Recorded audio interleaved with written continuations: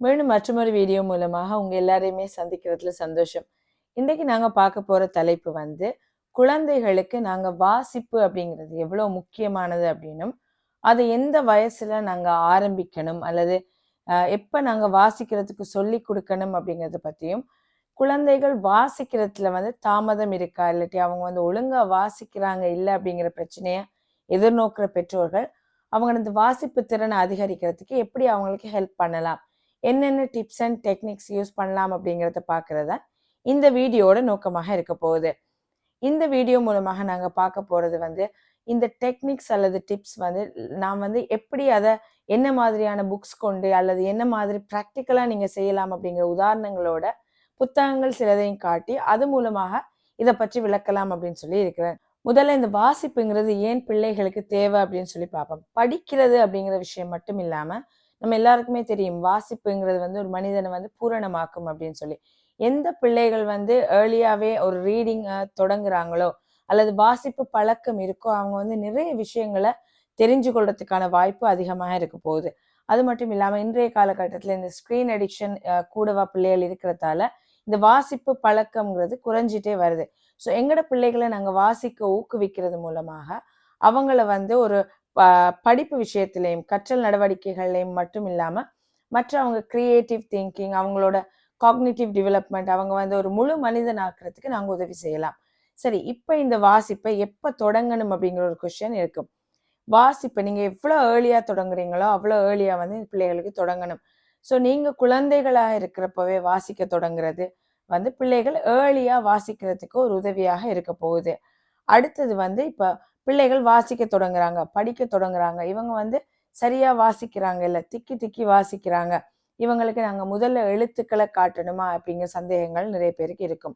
So இந்த மாதிரி உங்களோட குழந்தைகளுக்கு நீங்கள் வாசிப்பை தொடங்குறப்போ என்னென்ன செய்யலாம் அப்படிங்கிறத பற்றி பார்க்கலாம். முதலாவது டெக்னிக் வந்து நீங்கள் உங்களோட குழந்தைகளுக்கு ஏர்லியாகவே வாசிக்க தொடங்குறது. பிள்ளைகள் பிறந்தது முதலே வாசிக்க தொடங்கலாம். நாங்கள் நிறைய பேர் நினைப்போம் இந்த வயசுல பிள்ளைகளுக்கு என்ன விளங்க போகுது, நாங்கள் வாசிச்சாலும் விளங்குமா அப்படின்னு சொல்லி. ஆனா குழந்தைகள் வந்து கருவில் இருக்கிறப்பவே வந்து நிறைய ஆற்றல்கள் கொடுக்கப்பட்டு தான் இருக்க போறாங்க. ஸோ நீங்க பிள்ளைகள் பிறந்தத்தோடைய வாசிக்கிறது மூலமாக அந்த நீங்க சத்தமாக புத்தகங்கள் வாசிக்கிற நேரம் பிள்ளைகள் அந்த சொற்களை கிரகிக்க தொடங்கும். சின்ன குழந்தைகளாக இருந்தாலும் அந்த சொற்களை கிரகிக்கிற பிள்ளைகள் விரைவாக பேச தொடங்குவாங்க. பேசும்போதும் அவங்க நிறைய சொற்களை பயன்படுத்தக்கூடியவங்களா, அந்த vocabulary ரிச் vocabulary அப்படின்னு சொல்லுவோம். ஸோ அதை வந்து யூஸ் பண்ணக்கூடிய குழந்தைகளாக இருப்பாங்க. ஸோ நீங்க பிள்ளைகளுக்கு பெட் டைம் ஸ்டோரிஸா இருக்கட்டும், அப்படி இல்லைன்னு சொன்னா சின்ன வயசுல 6 மாச குழந்தையிலிருந்தே நீங்க வந்து நீங்க சத்தமாக கதை புத்தகங்களை நல்ல நல்ல புத்தகங்களை வாசிக்கிறது மூலமா இந்த மாதிரியானதுக்கு பிள்ளைகள் வந்து எக்ஸ்போஸ் ஆகுவாங்க. இதுக்கு நீங்க என்ன மாதிரியான புக்ஸ் யூஸ் பண்ணலாம் அப்படின்னு சொன்னா நல்ல கலர்ஃபுல்லான பெரிய எழுத்துக்களோட நிறைய படங்களோட இருக்கிற புத்தகங்களை நீங்க வாசிக்க தொடங்கலாம். பிள்ளைகளுக்கு அந்த ஐ கேச்சிங்கா கண்ணுக்கு வந்து நல்லா விரும்பக்கூடிய மாதிரியான புத்தகங்களையும் பெரிய எழுத்துக்களையும் நீங்க நல்ல சத்தமாக வாசிக்கணும். வாசிக்கிற நேரம் நீங்க அந்த இடங்கள்ல போஸ் பண்ணி எங்க நிறுத்தணுமோ ஃபுல் ஸ்டாப்ல நிறுத்தி ஒரு கொஸ்டின் வந்ததுன்னா அதை கேள்வி மாதிரி கேட்டு ஸோ இப்படி ஒரு எங்கேஜிங்காக நீங்கள் வாசிக்கிறது உதவியாக இருக்கும். உதாரணமாக இப்போ நான் இந்த புக்கை காட்டுறேன். இந்த புக்கை நீங்கள் பார்த்தீங்கன்னு சொன்னால் இந்த எழுத்துக்கள் வந்து நல்ல பெருசாக இருக்க போகுது. இப்போ நீங்கள் இங்கே உள்ள பார்த்தீங்கன்னு சொன்னால் படங்கள் தான் கூட இருக்க போகுது, எழுத்துக்கள் வந்து குறைய இருக்க போகுது. ஸோ நீங்கள் பிள்ளைகளோட சேர்ந்து அவங்களுக்கு இந்த படங்களையும் காட்டி இந்த எழுத்துக்களை நீங்கள் வாசிக்கிறது மூலமாக அவங்களுக்கு வந்து அது ஒரு இன்டராக்ஷனாக இருக்கும். நீங்கள் பிள்ளைகளோட சேர்ந்து வாசிக்கிற நேரம் நிறைய சொற்களை பிள்ளைகள் தெரிஞ்சுக்குவாங்க. இப்படியான புத்தகங்களை வந்து நிறைய படங்களோட கொஞ்சமா வேர்ட்ஸ் இருக்கிற சொற்கள் இருக்கிற புத்தகங்களை நீங்க வாசிக்கிற நேரம் பிள்ளைகள் வந்து அந்த படங்களையும் பார்த்து அந்த சொற்களையும் கேட்கறதால அவங்களுக்கு அந்த ரெண்டையுமே கோரிலேட் பண்ணக்கூடியதாக இருக்கும். அடுத்த 2வது டெக்னிக் தான் வந்து இந்த ரெப்படேஷன் அண்ட் ஃபெமிலியரைசிங் அப்படின்னு சொல்லுவோம். பிள்ளைகளுக்கு நாங்கள் வாசிக்கிற நேரம் சில நேரம் யோசிப்போம், இந்த புக் வந்து வாசிச்சு முடிச்சுட்டு இருந்தானே இப்போ புதிய புக் கொண்டு எடுக்கணும், இதை அப்படியே வச்சிடலாம் அப்படின்னு சொல்லி. ஆனா நீங்க திருப்பி திருப்பி ஒரே புத்தகத்தை வாசிக்கிற நேரம் அதுல இருக்கிற சொற்கள் வந்து ஃபெமிலியரைஸ் ஆகும் பிள்ளைகளுக்கு. ஸோ அந்த வந்து அவங்க பார்க்குற நேரம் அந்த எழுத்துக்களும் அந்த நீங்க வாசிக்கிற அந்த டோன் அந்த சொற்களும் வந்து திருப்பி ரிப்பீட்டட்லி அவங்களுக்கு வார நேரம் வந்து பிள்ளைகளுக்கு அது மெமரைஸ் ஆகும். இந்த ரெப்படிஷன்ல இன்னொரு வகையும் இருக்கு. சில புத்தகங்களை நீங்க பார்த்துருப்பீங்க வந்து ஒரே வசனங்கள் திருப்பி திருப்பி சொல்லியிருப்பாங்க. உதாரணத்துக்கு தமிழ்ல வந்து ஒரு புக் அப்படின்னு சொன்னா அந்த கரடி மாமா கரடி மாமா எங்கே போறீங்க அப்படின்னு சொல்லி அந்த கரடி மாமா அப்படிங்கிறது 2 இடத்துல வந்து வரும். அது மாதிரி இப்போ இங்கிலீஷ் புக்ஸ்ல இப்போ நான் உதாரணத்துக்கு இங்கே இங்கிலீஷ் புக்ஸை காட்டுனேன்ன்ற தற்போது தமிழ் புத்தகங்கள் இல்லை அப்படிங்கிறதால நீங்க தமிழ் புத்தகங்களாக இருந்தா கூட இந்த மாதிரியான ரிப்பீட்டட் வேர்ட்ஸ் வர புத்தகங்களை யூஸ் பண்ணலாம். இதுல இன்னொரு உதாரணம் தான் வந்து பிள்ளைகளுக்கு பரிச்சயமான புத்தகங்களை ரிப்பீட்டடா கொடுக்கறது. உதாரணமா இப்ப எங்களோட குழந்தைகள் எல்லாருக்குமே வந்து இந்த பெப்பா பிக் ஸ்டோரி வந்து தெரிஞ்சிருக்கும் இந்த கார்ட்டூன் மூலமாக பார்த்து. ஸோ அந்த மாதிரியான புக்ஸ் இப்போ இந்த பெப்பா பிக் ஸ்டோரிஸ் இந்த மாதிரி அவங்களுக்கு ஆல்ரெடி பரிச்சயமான புத்தகங்களை நாங்க வாங்கி வாசிக்கிற நேரம் அவங்க ஆல்ரெடி கேட்ட அந்த கதையோட வந்து சம்மந்தப்படுத்தி கொள்வாங்க. அப்படி இல்லைன்னா தமிழ்ல இருக்கிற இந்த நீதி கதைகள் அந்த மாதிரி அவங்களுக்கு ஆல்ரெடி தெரிஞ்ச கதைகள் இருக்கிற புத்தகங்களை நாங்க வாங்கி வாசிக்கிற நேரமும் அதுக்கு வந்து அந்த சொற்களுக்கும் அந்த சம்பவத்துக்குமே அந்த குழந்தைகள் பரிச்சயம் ஆவாங்க.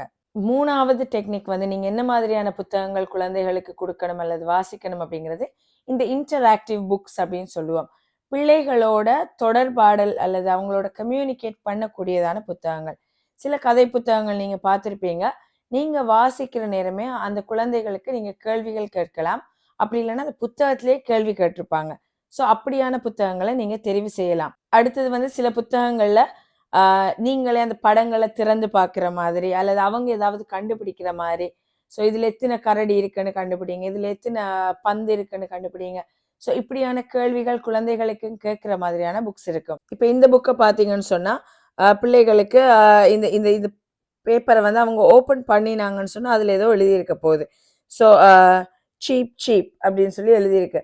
ஸோ அது வந்து பிள்ளைகளுக்கு இன்டராக்டிவாக இருக்கும். ஸோ நீங்க வாசிக்கிற நேரம் அவங்களையுமே அதை ஓப்பன் பண்ண வைக்கலாம். அவங்க ஓப்பன் பண்ணி அதை வாசிக்கிற மாதிரியான ஸோ இப்படியான இன்டராக்டிவ் புக்ஸையும் நீங்க ரீட் பண்ணலாம்.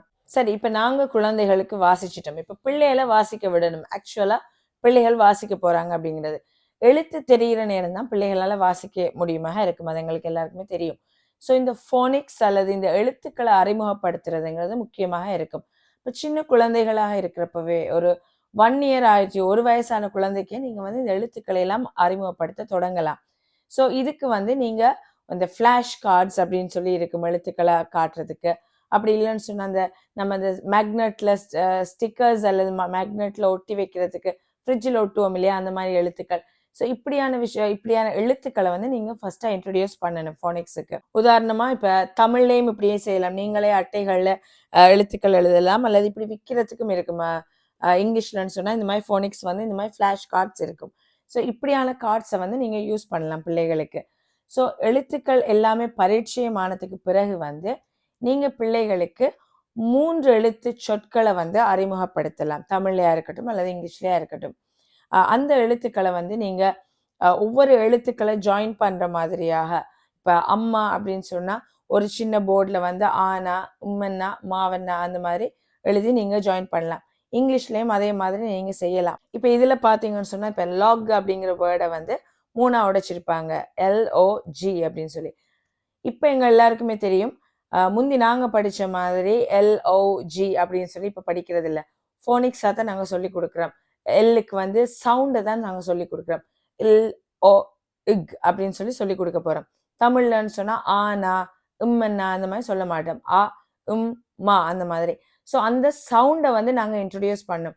ஸோ நீங்க அந்த சவுண்டை இன்ட்ரடியூஸ் பண்ற நேரம் உங்களுக்கு தெரியும் வந்து ரைம்ஸ்ல இருக்கட்டும் அல்லது டிவியில் நிறைய ப்ரோக்ராம்ஸ் இருக்கும் ஃபோனிக்ஸை வந்து இன்ட்ரடியூஸ் பண்ற மாதிரி.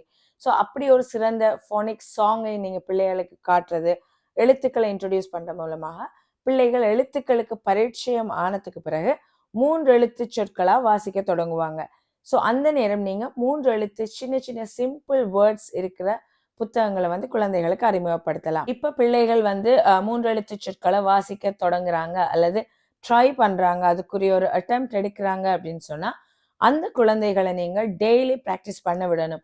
ஸோ உங்களோட வீட்டுல வந்து ஒரு 10 தொடக்கம் 15 நிமிஷம் வந்து போதுமாக இருக்கும். ஒரு ப்ரீ ஸ்கூலருக்கு வந்து ஒரு 15 நிமிஷம் வந்து மேக்சிமமாக இருக்கும்.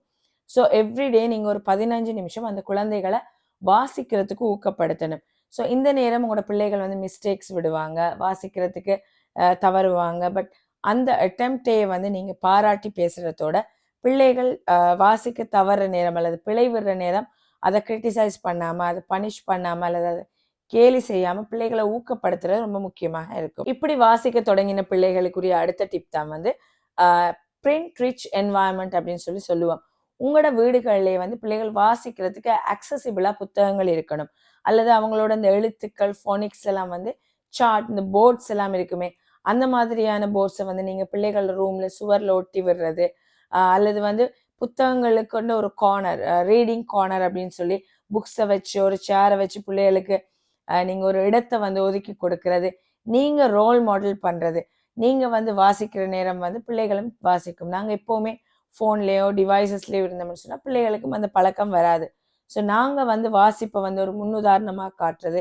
இப்படியான ஒரு ஒரு என்வாயன்மெண்ட்ட பிள்ளைகளுக்கு உருவாக்கி குடுக்குற நேரம் வாசிப்பு மீதான ஒரு ஆர்வம், பற்று வந்து வரப்போகுது. அடுத்த டெக்னிக் தான் வந்து இந்த ஆடியோ புக்ஸ் அப்படின்னு சொல்லி சொல்லுவோம். நீங்க ஒரு புத்தகத்த தெரிவு செய்யறப்போ, தமிழ்லயா இருக்கட்டும் அல்லது இங்கிலீஷ்லயா இருக்கட்டும், நீங்க ஒரு குழந்தைகளுக்கான புக்க செலக்ட் பண்ண நேரம், நீங்க YouTubeல வந்து அந்த புத்தகத்தையும், அத எழுதியவங்களோட பேரையும் நீங்க குடுக்குற நேரம், அந்த புக்க ஆல்ரெடி வந்து வாசிச்சு, அத ரீட் பண்ணி அதுக்குரிய வீடியோஸ் வந்து இருக்கும். ஸோ உங்களோட பிள்ளைகள வாசிக்க விட்டு, அந்த ஆடியோ புக்ஸையும் வந்து நீங்க போடுற நேரம், பிள்ளைகள் அதோடு சேர்ந்து வாசிப்பாங்க. ஸோ அவங்களுக்கு ஒரு சொல் தெரியாட்டியும் கூட அந்த ஆடியோல சொல்லப்படுற நேரம், ஓகே இதுதான் அந்த சொல் அப்படின்னு சொல்லி உள்வாங்கிக் கொள்வாங்க. ஸோ அந்த சொல்ல திருப்பி பார்க்குற நேரம் அவங்களுக்கு வந்து ஞாபகம் வரும்.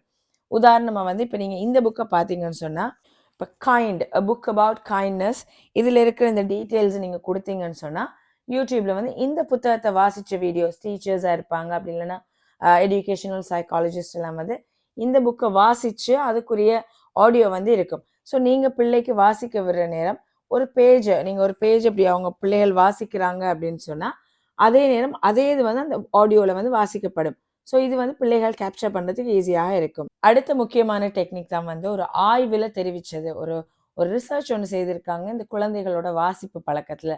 பிள்ளைகள் தானா வாசிக்கிறதையும் விட, அவங்களோட சிப்லிங்ஸ், அவங்களோட சகோதரர்கள் வாசிக்கிற நேரம், அத கேட்டுக்கொண்டிருக்கிற பிள்ளைகளோட வாசிப்பு திறன் சின்ன வயசுல இருந்தே அதிகரிக்கிறதாகவும், அந்த பிள்ளைகள் ஸ்ட்ரகிள் பண்ணாம வாசிக்கிறதும், அவங்க வந்து ஒரு நல்ல ரீடராக உருவாகிறதாகவும் ஒரு ரிசர்ச் ஒண்ணு செய்திருக்காங்க.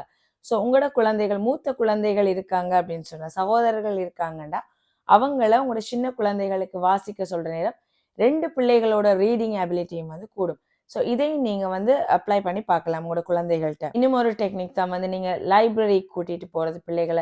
புத்தகங்கள் நிறைஞ்சிருக்கிற இடங்கள பார்க்குறப்பவே அதுலேருந்து ஒரு ஆர்வம் கொண்டு வரும். ஸோ இந்த லைப்ரரி மெம்பர்ஷிப் எடுக்கிறது, லைப்ரரி கூட்டிட்டு போறது, பிள்ளைகளுக்கு கிஃப்ட்ஸா இப்ப நாங்க இந்த ரிவார்ட்ஸ் அப்படின்னு சொல்லுவோமே, அவங்க நல்லது செய்ற நேரமா அவங்களுக்கு ஏதாவது ஒரு கிஃப்ட் குடுக்குறது, அவங்களோட நல்ல பிஹேவியருக்கு கிஃப்ட் குடுக்குறது. ஸோ இந்த நேரங்கள்ல நல்ல சிறந்த புத்தகங்கள நீங்க தெரிவு செய்து, அத ஒரு கிஃப்ட்டா குடுக்குற நேரமும், இந்த வாசிப்பு திறன் அப்படிங்கிறது வந்து கூட போகுது. நீங்க சின்ன வயசுல இருந்து இப்படியான டெக்னிக்ஸ குடுக்குறீங்க, அல்லது உங்களோட பிள்ளைகளுக்கு நீங்க இதெல்லாம் அப்ளை பண்ணி பார்க்குறீங்க. ஆனா உங்களோட குழந்தைகளுக்கு ஒரு 8 வயசு, 7, 8 வயசு ஆயிட்டு, இன்னும் ஒரு எழுத்து கூட உங்களோட பிள்ளைகளால ரெகக்னைஸ் பண்ண முடியாம இருக்கு. வாசிக்க ஸ்ட்ரகிள் பண்றாங்க. எழுத்துக்கள வந்து அவங்க அடையாளம் கண்டு அதிலிருந்து அத மறக்குறாங்க. இதுதான் எழுத்து அப்படிங்கிற ஃபெமிலியரைஸ் ஆகுறாங்க இல்ல அப்படின்னு சொன்னா, அதுக்கு வந்து வேறு சில காரணிகள், கற்றல் குறைபாடுகள், வாசிப்பு திறன் குறைபாடுகள் இருக்கிறதுக்கான வாய்ப்புகள் கூட இருக்கலாம். ஸோ இப்படி உங்களோட பிள்ளைகள இனம் காண்றீங்க அப்படின்னு சொன்னா, நீங்க கட்டாயம் ஒரு ப்ரொஃபஷனல் ஹெல்ப் எடுக்கணும். ஸோ நீங்க அந்த நேரங்கள்ல ஒரு சைல்ட் சைக்காலஜிஸ்ட் அப்படி இல்லன்னு சொன்னா, எஜுகேஷனல் சைக்காலஜிஸ்ட்ட நீங்க நாடுறது மூலமாக, உங்களோட குழந்தைகளுக்கு ஏதாவது கற்றல் குறைபாடுகள், கற்றல் திறன் குறைபாடுகள் இருக்கு அப்படின்னு சொன்னா, அதுக்குரிய சிகிச்சைகள, அதுக்குரிய தெரப்பீஸ நீங்க எடுத்துக்கொள்ளலாம். உங்களோட பிள்ளைகளையும் நல்லா வாசிக்கக்கூடியவங்களா உருவாக்கலாம் அப்படிங்கிற ஒரு நல்ல செய்தியோட, மீண்டும் மற்றுமொரு வீடியோ மூலமாக இன்னும் ஒரு பயனுள்ள தலைப்போட சந்திக்கும் வரை, உங்களிடமிருந்து விடை பெறுகிறேன். நன்றி.